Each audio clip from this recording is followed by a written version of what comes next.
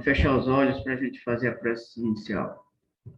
Mestre amado, Senhor Jesus, mais uma vez estamos aqui reunidos em Teu nome para dar prosseguimento às nossas tarefas de estudo do Livro dos Espíritos.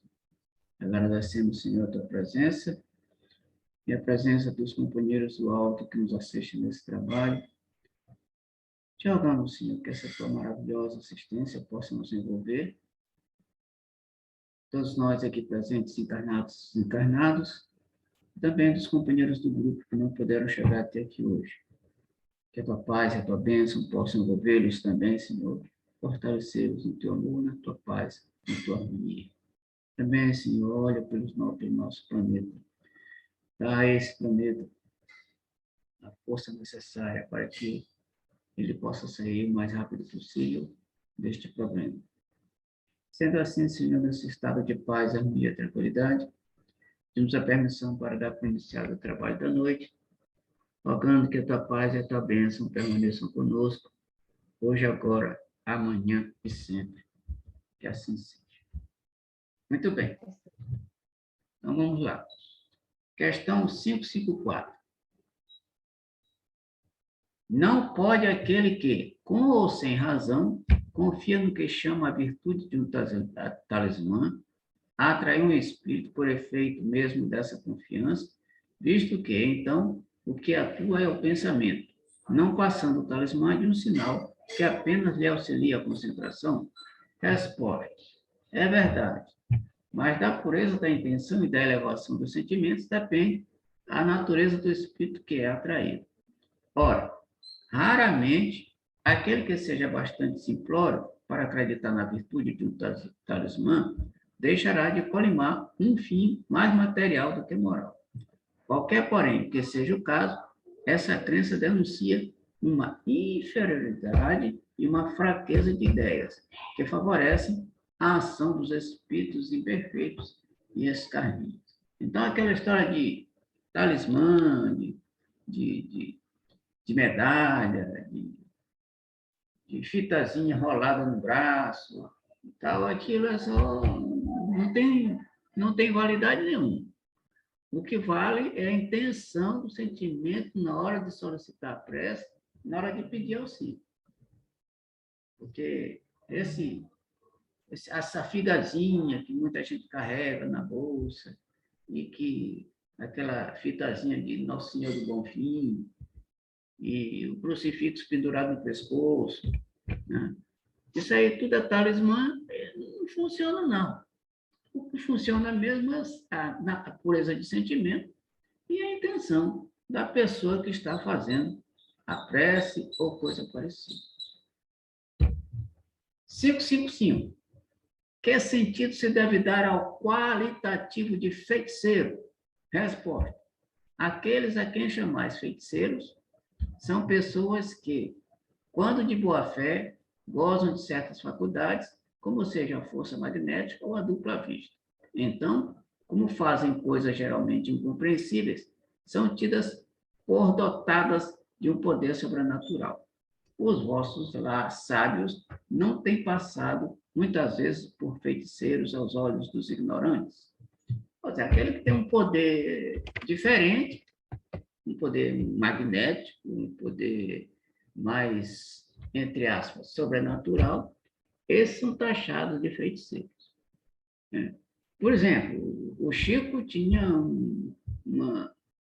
previa as coisas, ou então pressentia o pensamento e o sentimento das pessoas, assim como o Cristo e outros grandes mestres. Esses poderiam ser taxados de feiticeiros, né? Porque eles têm poder acima do normal, acima de qualquer uma das pessoas que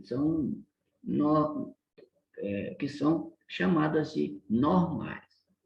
Então, qualquer poder extraordinário, a pessoa pode ser designada de feiticeiro. No Antigo Testamento, os médiuns que conversavam com os mortos eram classificados de feiticeiros, né? Eram classificados de feiticeiros. Tanto é que, agora já muito tempo depois, Joana d'Arc falava com os espíritos ela foi considerada como feiticeira. E, por conta disso, foi queimada viva, né? Queimada viva. Então, são essas coisas que acontecem e que as pessoas acham, né, que determinadas pessoas têm um dom do feitiço, né, têm um dom sobrenatural, capaz de fazer o bem ou fazer o mal, etc, etc. Vamos ao comentário de Kardec. O Espiritismo e o Magnetismo nos dão a chave de uma imensidade de fenômenos sobre os quais a ignorância teceu um sem número de fábulas, em que os fatos se apresentam exagerados pela imaginação. O conhecimento lúcido dessas duas ciências, que, a bem dizer, formam uma única, mostrando a realidade das coisas e as suas verdadeiras causas, constitui o melhor preservativo contra as ideias perniciosas, porque revela o que é possível e o que é impossível, o que está nas leis da natureza e o que não passa de ridícula aprendiz. Então, tudo que acontece, que as pessoas não sabem o significado, não sabem por que aquele fenômeno foi mostrado, as pessoas imaginam que foi um feitiço, aí inventa uma crendice, um sobrenatural, etc. Mas ele está falando aqui que a gente, tendo conhecimento do espiritismo e do magnetismo, a gente passa a compreender a natureza daqueles fenômenos. Ou seja, passa a perceber que aqueles fenômenos são extremamente naturais, são normais, né? Porque eles têm explicação. Entendi. Lógica, tem explicação lógica. Pergunta, Sandra? Comentário? Não, tá bem claro. 556. Tem algumas pessoas verdadeiramente o poder de curar pelo simples contato? Resposta. A força magnética pode chegar até aí, quando secundada pela pureza dos sentimentos e por um ardente desejo de fazer o bem, porque então os bons espíritos lhe vêm ao auxílio. Cumpre, porém, desconfiar da maneira pela qual contam as coisas pessoas muito crédulas e muito entusiastas, sempre dispostas a considerar maravilhoso o que há de mais simples e mais natural. Importa desconfiar também das narrativas interesseiras que costumam fazer os que exploram em seu proveito a credulidade alheia. Não importa desconfiar. Olha aqui, ó. Esse importa desconfiança demonstra uma coisa interessante, que pessoas se usam de determinadas situações, né, para explorar em proveito próprio, né, a credibilidade dos outros. Então, os líderes religiosos, os políticos e pessoas que têm o poder da palavra, muitas das vezes, né, elas, para conseguir a credibilidade dos seus liderados, elas fazem determinadas coisas que estão fora do contexto, ou seja, estão apenas usando de má fé para explorar os seus liderados. E esses são chamados os falsos profetas do Evangelho.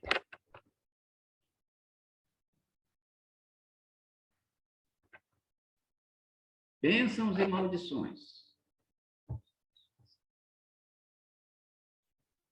557.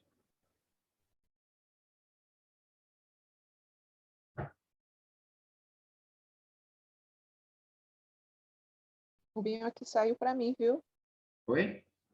Aqui saiu o texto. Não, saiu para mim aqui também, mas vai já arrumar, vai ajeitar. É hoje a coisa não está boa, não. O negócio tá brabo. Está tendo um monte de complicação aqui no nosso estudo hoje. Ave Maria.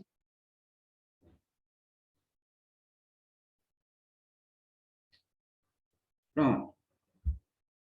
557. Podem a bênção e a maldição...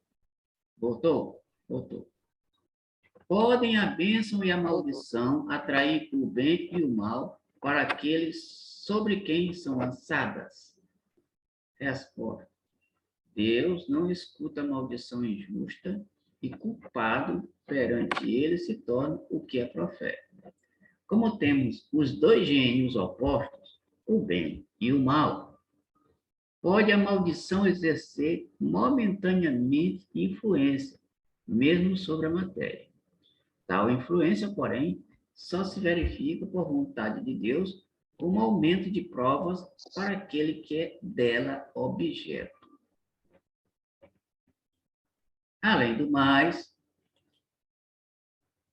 o que é comum é serem amaldiçoados os maus e abençoados os bons.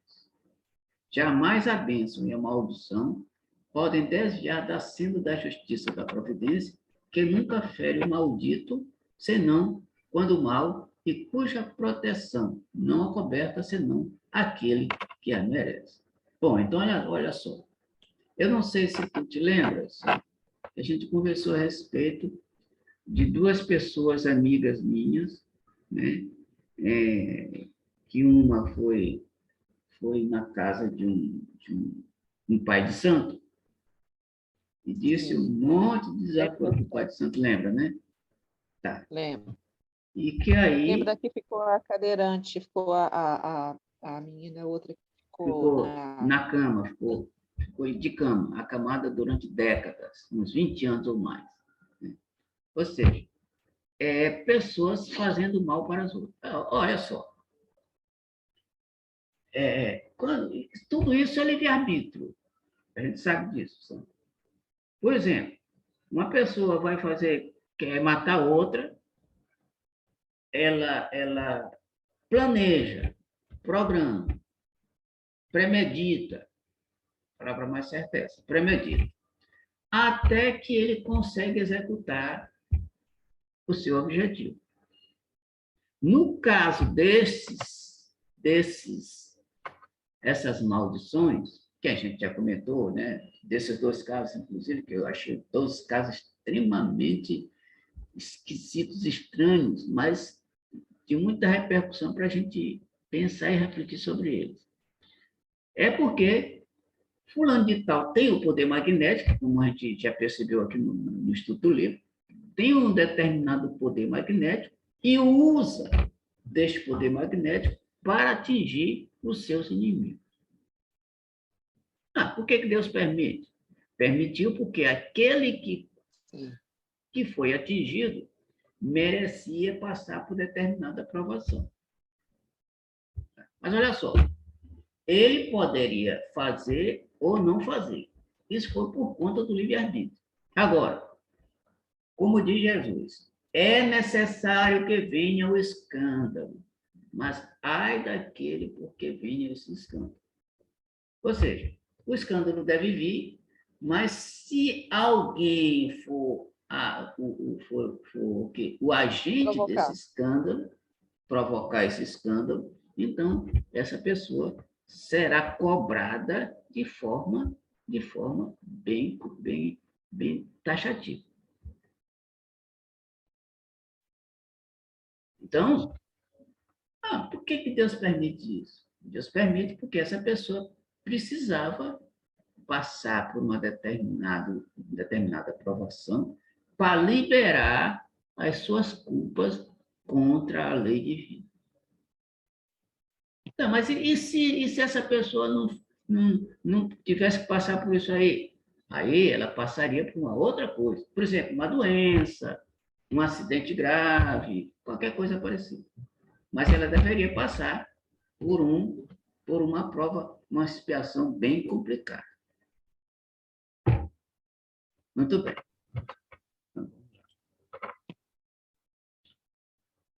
Questão 500 e... Opa, acabamos aí o capítulo, né? Vamos agora passar para o capítulo 10, das ocupações e missões dos espíritos. Então, vamos lá. 558.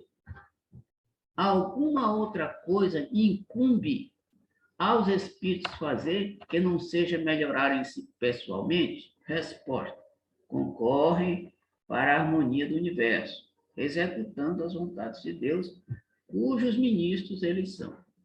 A vida espírita é uma ocupação contínua, mas que nada tem de penosa, como a vida na Terra, porque não há a fadiga corporal, nem as angústias da necessidade. Olha que coisa interessante.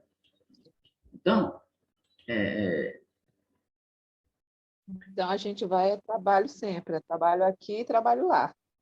a gente não para de trabalhar, o trabalho é constante. A única diferença é que aqui cansa, né? Que é cansativo por conta das vicissitudes do corpo, né? Mas lá não tem corpo. Aliás, tem o corpo, mas é o corpo espiritual e este não cansa.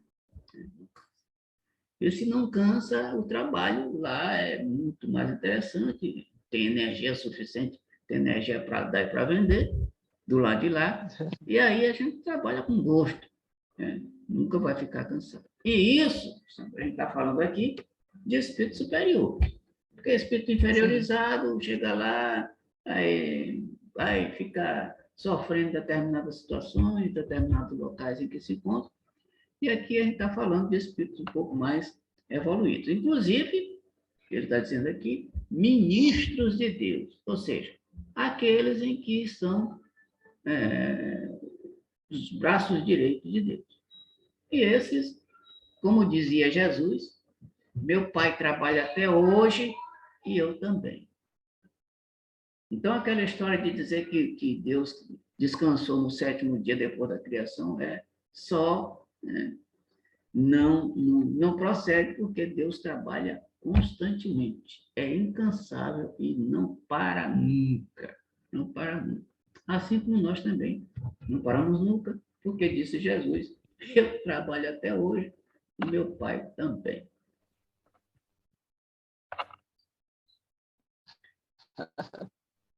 Então, além do espírito trabalhar para a sua evolução, propriamente dita, ele também trabalha para a harmonia do universo. Trabalha para a harmonia do universo. Sim. Ou seja, ele é co-criador, ajuda na criação. 559. Também desempenham função útil no universo os espíritos inferiores e imperfeitos? Resposta: todos têm deveres a cumprir. Para a construção de um edifício, não concorre tanto o último dos serventes e pedreiro como arquiteto? Lógico. Então, todo mundo tem uma missão para fazer, uma missão a cumprir. Essa missão pode ser grande, pode ser média, pode ser pequena, como a gente viu ontem, né? Essa missão pode ser grande, média ou pequena, mas todo mundo tem o que fazer, tem ocupação. Todo mundo tem ocupação. Aliás, nada no universo é parado. Tudo gira em torno de alguma coisa. Né? Tudo gira em torno de alguma coisa.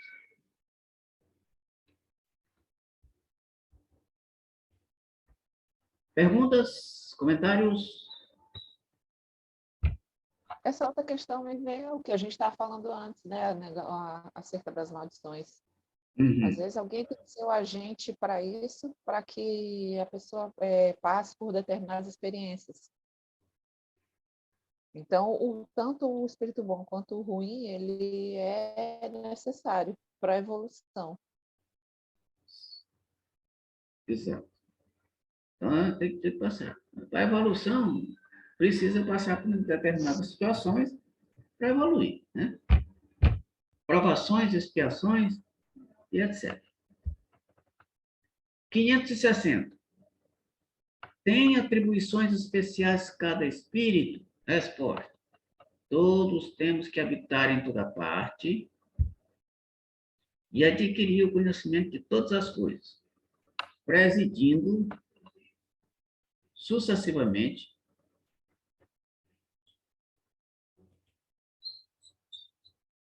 ao que se efetua em todos os pontos do universo. Mas, como diz Eclesiastes, há tempo para tudo. Assim Tal espírito cumpre hoje neste mundo o seu destino, tal outro cumprirá ou já cumpriu o seu em época diversa na terra, na água, no ar, etc. Então, pronto.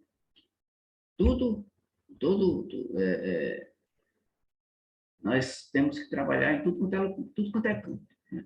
Todo lugar a gente é convidado ao serviço, ao trabalho. Todo lugar.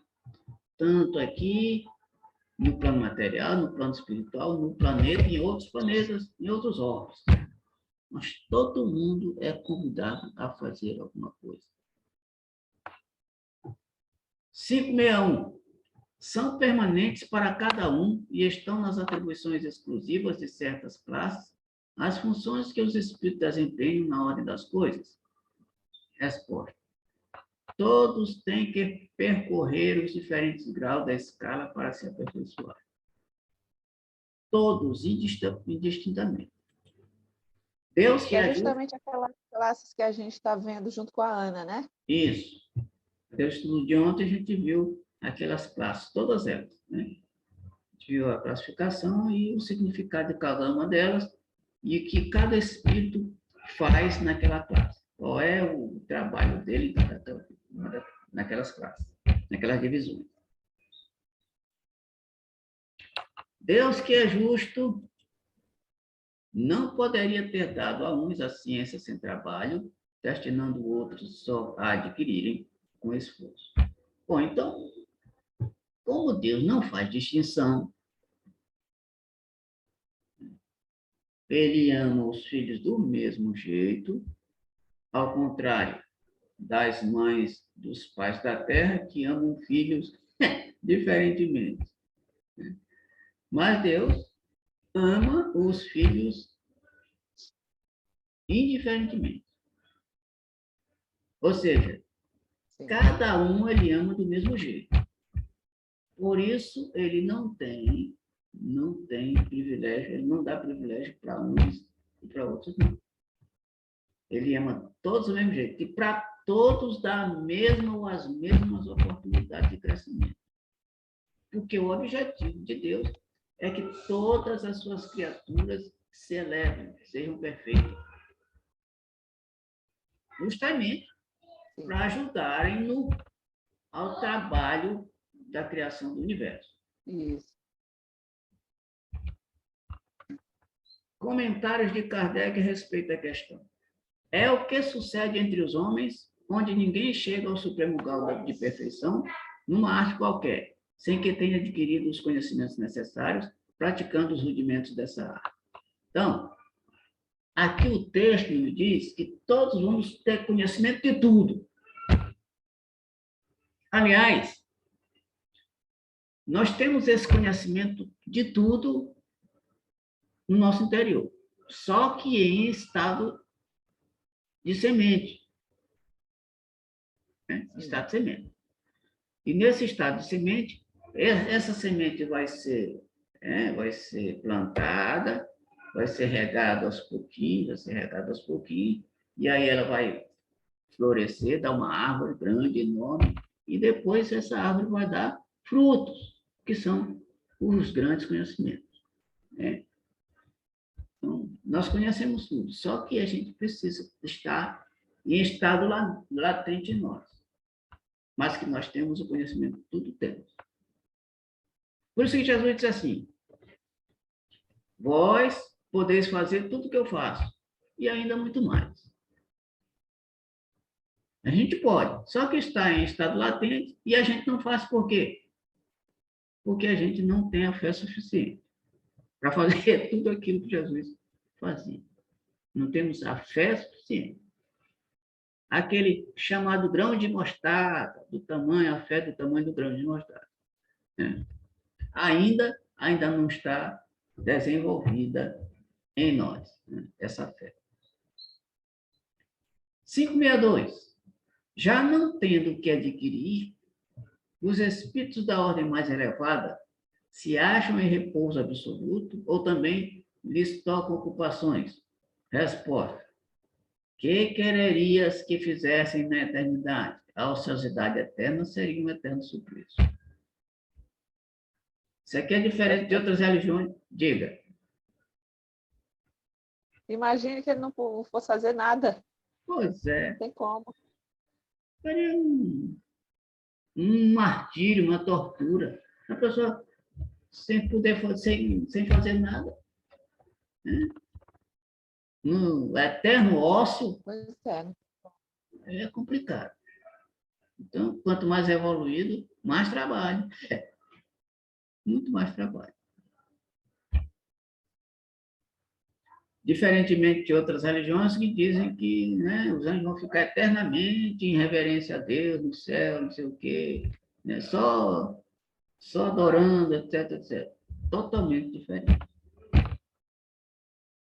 562. A. De que natureza são as suas ocupações? Resposta.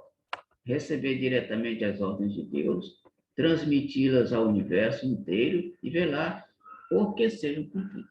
Isso a gente falou ontem, na reunião, lembra? Que os ministros de Deus fazem cumprir as ordens de Deus. Eles fazem todo o esforço possível e impossível para que tudo que Deus recomenda seja realizado. E para isso, os ministros elegem o seu secretário. É como um governo, né? Não é como um governo. Pois é, tem o presidente, que no caso seria Deus, tem os ministros, que no caso seriam os espíritos superiores, e tem os secretários dos ministros, que são os espíritos elevados para fazer aquilo acontecer. Na verdade, é um governo. O universo é um governo. Né? Um governo em que Deus é o presidente, os espíritos puros são os ministros, e os secretários dos ministros nomeiam os seus trabalhadores, etc, etc, até chegar no mais baixo nível espiritual. Vai de cima para baixo, né? Vai de cima para baixo até chegar aqui na gente. É nós. Chegar aos pequenininhos, aos bem pequenos.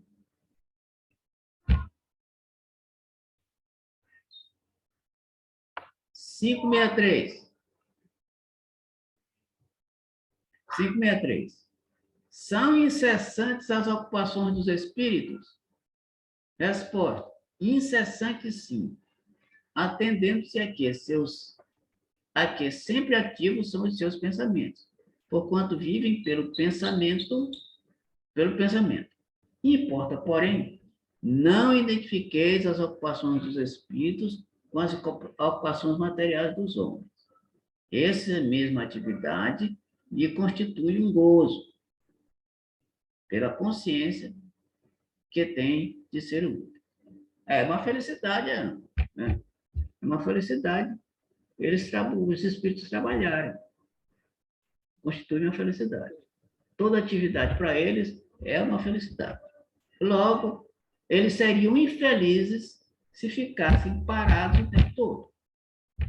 Aí seria uma infelicidade. Até a gente poderia considerar como uma tortura. Uma tortura. Uma infelicidade. 563A. Algum comentário, Sandra? Uma pergunta?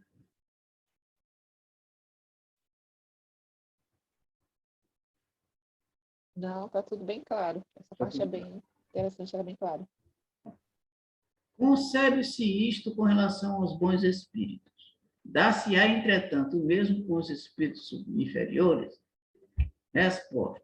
A este cabem ocupações apropriadas à sua natureza. Confiais, porventura, ao obreiro manual e ao ignorante trabalhos que só o homem instruído pode executar. Então, aqui é como ele falou a respeito de uma obra, né? Tem um engenheiro, tem um arquiteto, depois vem um mestre de obra, depois vem os ajudantes de pedreiro, depois etc, etc. Mas todos eles, nesta obra que é o universo, todos têm ocupação. Dos maiores, que é Deus, até os menores, que somos nós. Todos, indistintamente, estamos intimados ao trabalho. Sim. 564. Haverá espíritos que se conservem ociosos, que em coisa alguma útil se ocupem? Resposta. Ah, mas este estado é temporário e dependendo do desenvolvimento de suas inteligências. Há certamente como há homens que só para si mesmos vivem.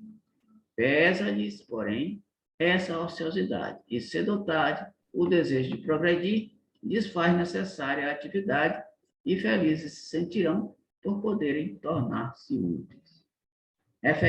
Referimos-nos aos espíritos que hão chegado ao ponto de terem consciência de si mesmos e do seu livre-arbítrio, porquanto, em sua origem, todos são quais crianças que acabam de nascer e que obram mais por instinto que por vontade expressa. Ou seja, a ociosidade é contra a natureza humana. É contra a natureza humana. Ninguém pode ficar eternamente ocioso. Uma hora ele vai resolver trabalhar, porque senão ele não evolui. Senão ele não evolui. E ele vai acabar se sentindo mal, por não fazer nada. Sim.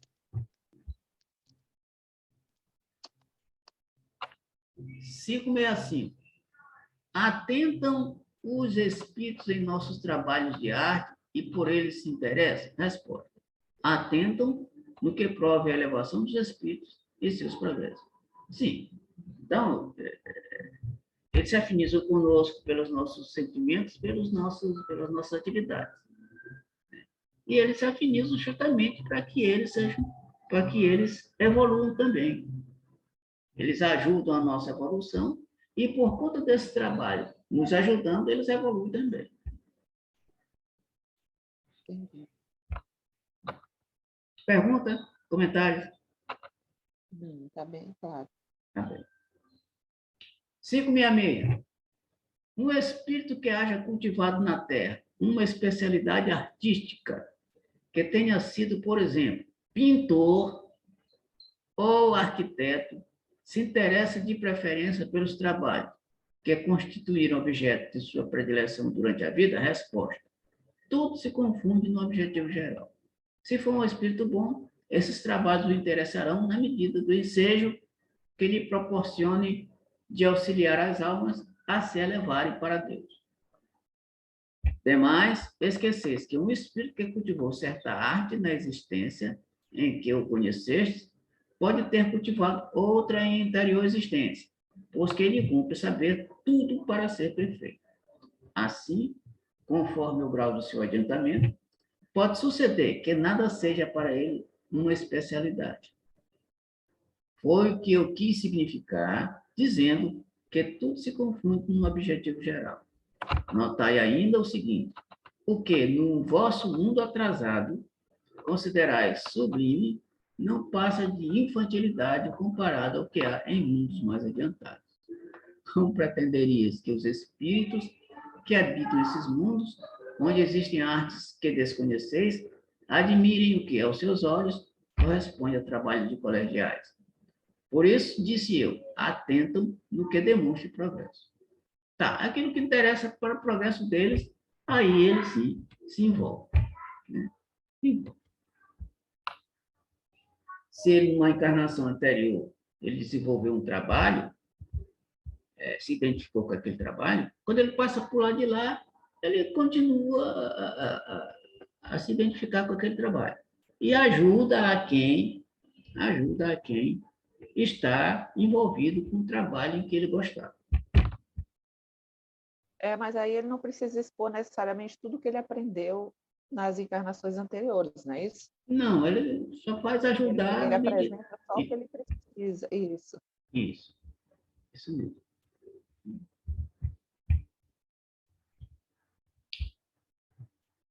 566A. Concebemos que seja assim em se tratando de espíritos muito adiantados. Referimos-nos, porém, a espíritos mais vulgares, que ainda se não elevaram acima das ideias terrenas. Resposta. Com relação a esses, o caso é diferente. Mais restrito é o ponto de vista de onde observam as coisas. Podem, portanto, admirar o que vos cause admiração. Aí a afinidade com relação... A afinidade é por conta de, de mesmo pensamento, de mesmo trabalho, de mesma tarefa. 567. Costumam os espíritos imiscuir-se em nossos prazeres e ocupações? Resposta. Os espíritos vulgares... Isso é misturar? É Oi? interferir ou misturar? É isso? Como é que é o nome É, da palavra? é. Imiscuir-se é Se misturar? meter, se entrosar, se intrometer. Sim. Viu? Resposta. Os espíritos vulgares, como dizes, costumam. Esses vos rodeiam constantemente e com frequência, tomam parte muito ativa no que fazeis, de conformidade com as suas naturezas. Cumpre assim aconteça, porque, para serem os homens impelidos pelas diversas veredas da vida, necessário é que se decidem ou moderem as paixões. Então, eles estão no mesmo nível nosso, e aí eles se metem em todas as nossas atividades, né? Tanto as atividades para o bem quanto as atividades para o mal, né? Agora, isso depende de afinidade de espírito, porque, na verdade, a gente está envolvido por vários deles, né? Uns nos ajudam a evoluir, outros tentam nos derrubar, né? Comentário de Kardec. Com as coisas deste mundo, os espíritos se ocupam conformemente ao grau de elevação ou de inferioridade em que se acham. Os espíritos superiores dispõem, sem dúvida, da faculdade de examiná-las nas suas mínimas particularidades, mas só o fazem na medida em que isso seja útil ao progresso.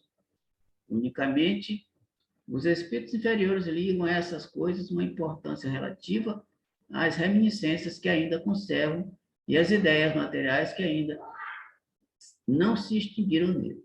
Então, são as coisas que continuam fazendo parte do espírito ainda e que eles, né, continuam ajudando ou dando importância para essas coisas, né?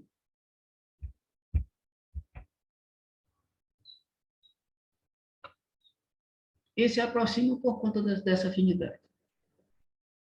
Pergunta, Sandra, comentário? Não, tá bem Tá bom. claro. Então, vamos lá.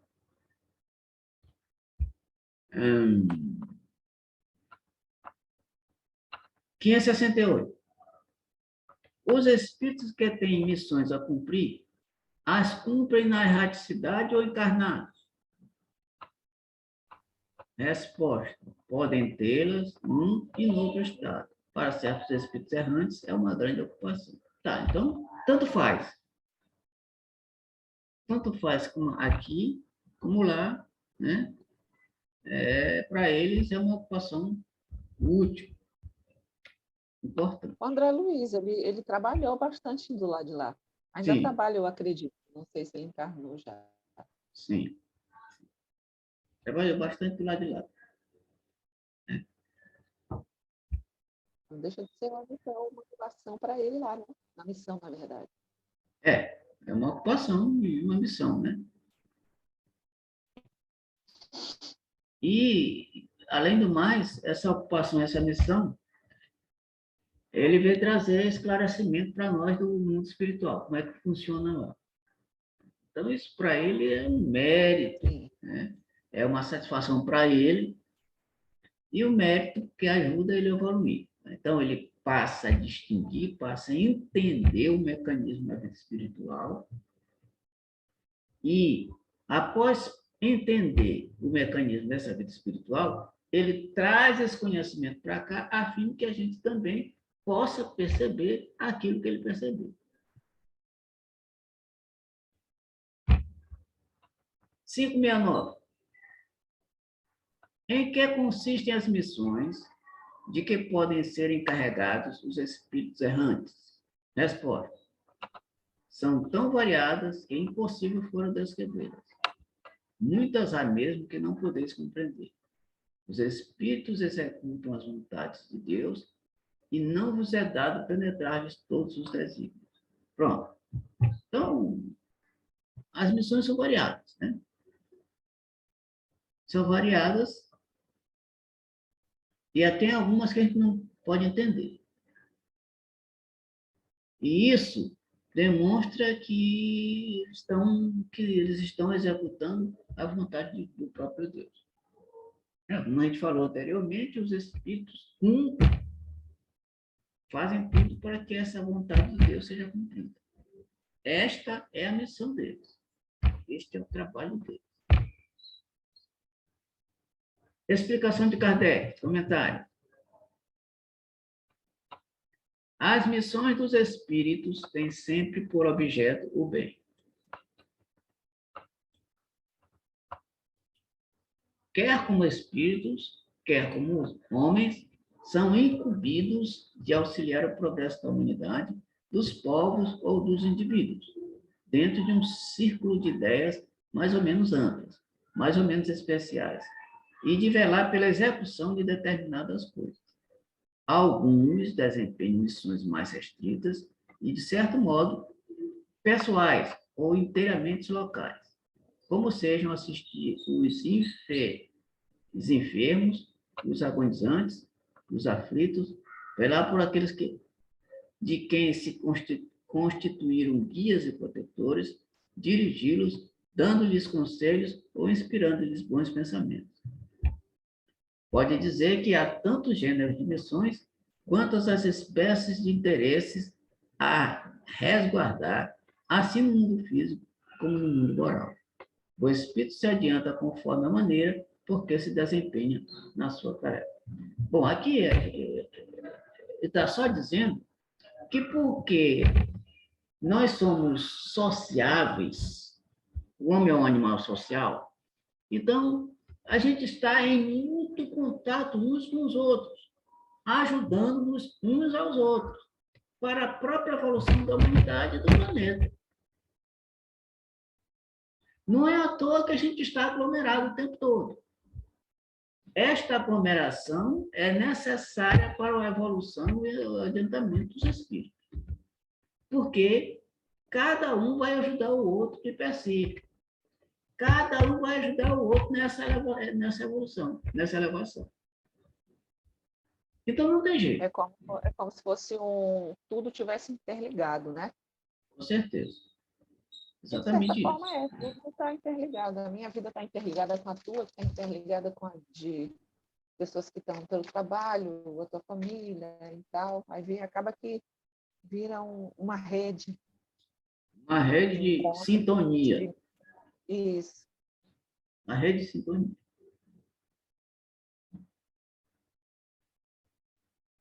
Ou seja, todo o universo está ligado intensamente. Tudo que existe no universo está interligado.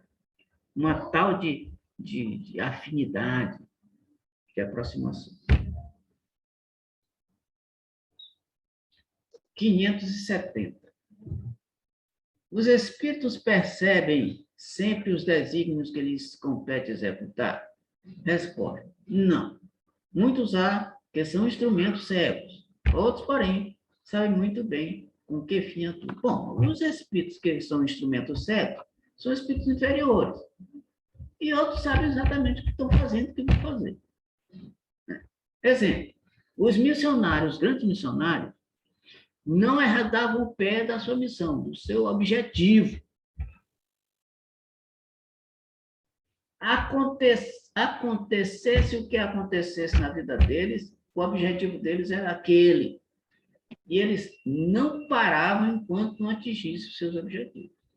Poderiam até ser executados, mortos, assassinados, mas o objetivo deles era esse, então ninguém, nada, poderia demovê-lo dessa situação, desse alvo, desse objetivo. Geralmente, os grandes missionários morrem por uma causa. por um ideal. Entendi. Mas aí ninguém percebe, ninguém vê eles desviando do problema. Né? Ninguém. Joana d'Arc, olha só, morreu queimado, Jesus crucificado, João Rus queimado, não sei quem, etc. Crucificado, não sei o que, enforcado, etc, etc. Eles morrem, mas eles têm que conseguir aquele negócio, aquele objetivo. Isso. Mahatma Gandhi assassinado. Martin Luther King assassinado. Mas, mesmo sabendo que eles iam ser sacrificados, Paulo de Tarso degolado. E assim, muitos outros. Pedro crucificado de cabeça para baixo. E etc, etc. 571. Só os espíritos elevados desempenham missões? Resposta. A importância das missões corresponde à capacidade de elevação do espírito. O estafeta, que leva um telegrama ao seu destinatário, também desempenha uma perfeita missão, se bem que é diversa da de um general. Então, cada um tem uma missão.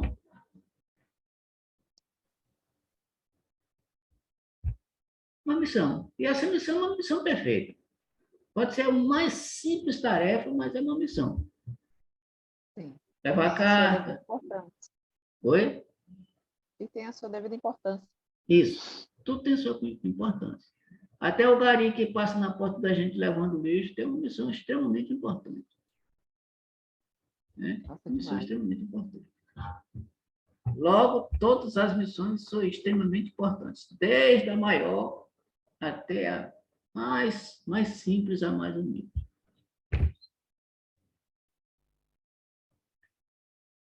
Pergunta, Sandra, comentário? Não, tá bem claro. Esse tema ele é bem objetivo. É, bem interessante. 572. A missão de um espírito lhe é imposta ou depende da sua vontade? Resposta. Ele a pede e de todo se considera se a obtém. Tá, essa aqui, mas é o espírito superior. Isso. O espírito superior. O espírito inferior, ele realiza a sua missão automaticamente, sem nem perceber que está realizando a missão. Colocam para ele faz. Ele faz, automaticamente. É que nem um animal, um inseto, uma abelha, ele faz aquilo. Por exemplo, a abelha produz o mel, mas faz aquilo automaticamente. Assim também os espíritos mais inferiores. 572A. Pode uma igual missão ser pedida por muitos espíritos? Resposta: sim. É frequente apresentarem-se muitos candidatos, mas nem todos são aceitos. Aí me lembrei da história de Kardec. Lembra da história do telefone? Sim. A história do avião? Sim. Isso. A história do próprio Kardec com relação à missão da doutrina? Pois é. Ele perguntou para o espírito se ele falhasse na missão, o que aconteceria? Os espíritos disseram para ele: está pensando que não tem plano B, plano C, plano D? Se um falhar, tem outro já preparado para cumprir a missão. E assim sucessivamente. Muitos se apresentam, como ele está dizendo aqui, mas nem todos são aceitos. Mas os que são aceitos são aqueles que, se um falhar, o outro vai assumindo, e se o segundo falhar, o terceiro assume, etc, etc. Porque a espiritualidade tem vários planos.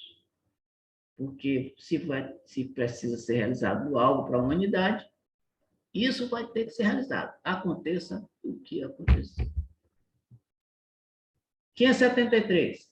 Em que consiste a missão dos espíritos encarnados? Resposta: em instruir os homens, em lhe auxiliar o progresso, em lhes melhorar as instituições por meios diretos e materiais. As missões, porém, são mais ou menos gerais e importantes. O que cultiva a terra desempenha tão nobre missão como o que governa, ou o que instrui. Tudo na natureza se encadeia. Está aqui, ó. Tudo se está interligado. Ele está dizendo aqui, tudo na natureza se encadeia, ou seja, tudo está interligado. Ao mesmo tempo que o espírito se depura pela encarnação, concorre dessa forma para a execução dos desígnios da providência. Tá. Então, ele concorre para a sua evolução, mas, ao mesmo tempo, ele está concorrendo para a vontade de Deus, seja, para que a vontade de Deus seja executada. Muito bem. Cada um tem, neste mundo, a sua missão, porque todos podem ter alguma utilidade. Que bom, né, que a gente tem uma missão para fazer, Sandra. Que bom que a gente tem alguma coisa para fazer. Pois é, ficar ocioso não dá. Não dá, não pode, não tem condição.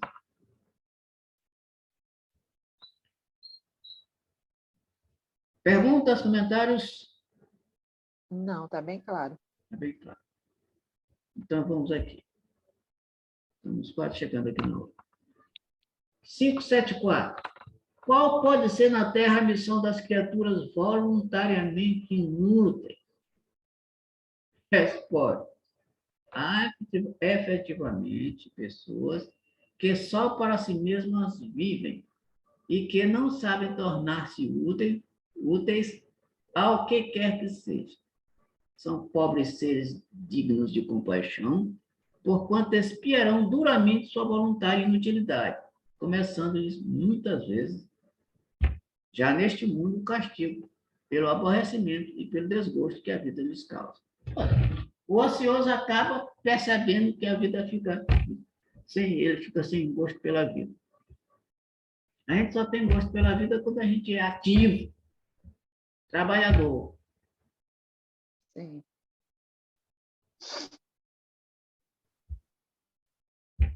Ah, minha vida não tem sentido. Nossa, a tua vida não tem sentido, procura um sentido para ela. Aliás, tudo na vida tem sentido. Ó. Até uma barata tem um sentido, tem uma missão. Dizer que a vida humana não tem sentido é dizer que um órgão do ser humano também não tem trabalho nenhum, não tem sentido nenhum. Os órgãos nossos, do ser humano, os órgãos internos, tudo Sim. tem uma missão, um trabalho para fazer, não é? É. Pois é, então se ele faz determinada tarefa, ele tem um sentido. Se uma barata, um copo, um celular serve para alguma coisa, o ser humano, a vida humana deve servir também para uma opção de coisa. Então, tem um sentido, sim. Aliás, muito sentido a vida. 574A. Pois que lhes era facultada a escolha, porque preferiram uma existência que nenhum proveito lhes traria? Resposta. Entre os espíritos também há preguiçosos que recuam diante de uma vida de labor. Deus consente que assim procedam.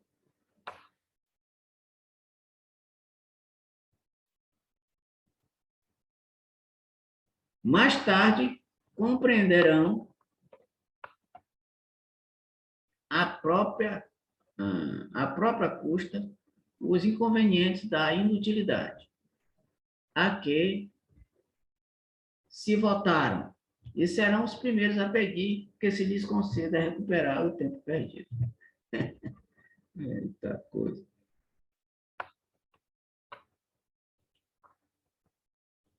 Isso é ruim, né? Chegar do lado de lá e ver que desperdiçou um monte de oportunidade. Desperdiçou a oportunidade e aí vai ficar doidinho para chegar aqui. Não, eu quero trabalho, eu quero isso, eu quero aquilo. E aí, por conta disso, ele ainda vai sofrer as consequências daquela ociosidade. E essas consequências são por conta propriamente dele. Não é Deus, não é ninguém. Né? Tudo que nos acontece é porque nós merecemos passar. Com certeza. Tá. Pode também acontecer que tenham escolhido uma vida útil e que hajam recuado diante da execução da obra, deixando-se levar pelas sugestões dos espíritos que os induzem a permanecer na ociosidade. Ó, aqui eles podem ter sido influenciados Sim. por outros espíritos, para ficar na preguiça. Só que essa sugestão, se foi aceita a sugestão, eles vão marcar com as consequências disso.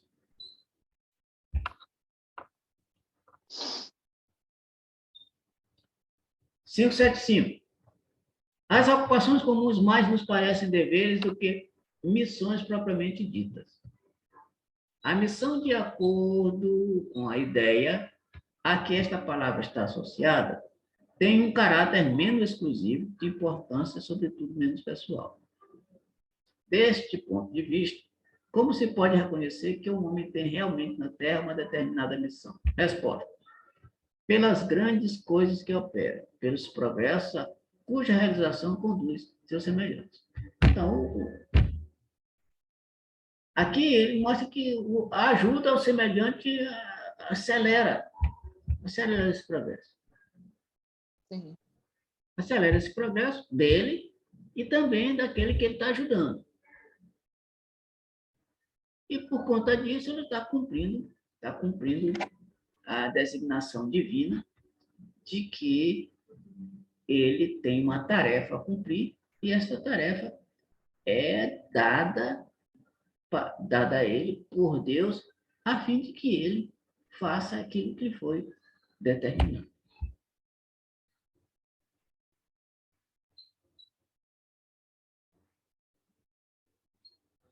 Última questão.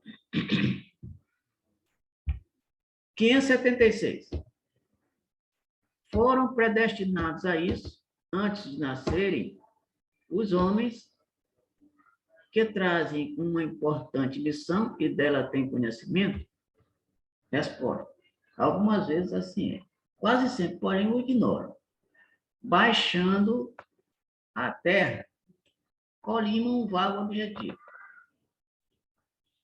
Depois do nascimento, e de acordo com as circunstâncias, é que suas missões civis desenham as vistas. Deus os impele para a senda onde devam executar os desígnios. Pode ter aqui. Oi?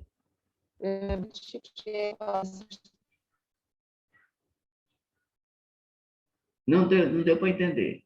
A tua voz está metálica. Diz de novo. Xavier de volta nessa questão. É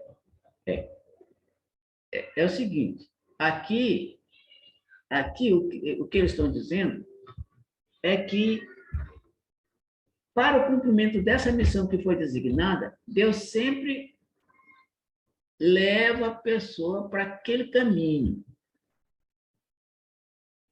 para aquele trabalho. Ou seja, induz a pessoa a uma determinada circunstância para desenvolver aquele trabalho. Sim. Exemplo, vamos imaginar que uma pessoa tem que desempenhar um trabalho de música no piano. Aí, um dia, alguém lhe dá um presente do piano, ou então ele entra num lugar assim qualquer, casualmente, entre aspas, ele encontra o piano lá e começa a mexer no piano, e a partir dali ele começa a se interessar por aquilo. E aí essa circunstância fez com que ele, a partir dali, começasse a dar início a essa missão. Ah, entendi. Vai aparecer uma circunstância para que a pessoa inicie essa missão. Que a gente, às vezes, até pensa que é casualmente. Não, o cara entrou casualmente lá e tal. Não é bem assim. Ele foi dirigido para aquele local, uma circunstância, precisa para que ele começasse a desempenhar aquilo. Muito bem. Alguma pergunta, Sandra? Vamos ficar por aqui. Algum comentário mais? Não, tá bem claro. Tá claro, né? As questões foram claras, bem objetivo mesmo. Objetivo. Muito bem. Então, vamos fazer o seguinte. Faz a prece para a gente encerrar, faz a prece para nós. Senhor Jesus, graças estamos por essa oportunidade de estudar a doutrina, nos ajuda a evoluir espiritual, que nós possamos assimilar todas as questões de Jesus, que a gente consiga compreender e colocar em prática tudo que foi dado. Agradecemos a presença dos vinhos que coordenam este trabalho. Pedimos que essas energias de harmonia e paz se estendam aos nossos familiares, aos nossos amigos do grupo, que não puderam estar aqui, aos nossos inimigos, que estão irritados, pessoas que ainda se veem influenciadas pelo mal e querem praticar o mal, elas possam ser influenciadas e dissuadidas dessas ações. Dessa forma, agradecemos novamente e damos por encerrado o estudo do Livro dos Espíritos da noite de hoje. Que assim seja. Sim, sim. Sandrinha, boa noite. Boa noite. Lembrança aí para a nossa mamãe. Um abraço no Sérgio. Dou sim. E até na próxima. Até a próxima. Um beijo a todos aí. Tchau, tchau. Obrigado. Tchau.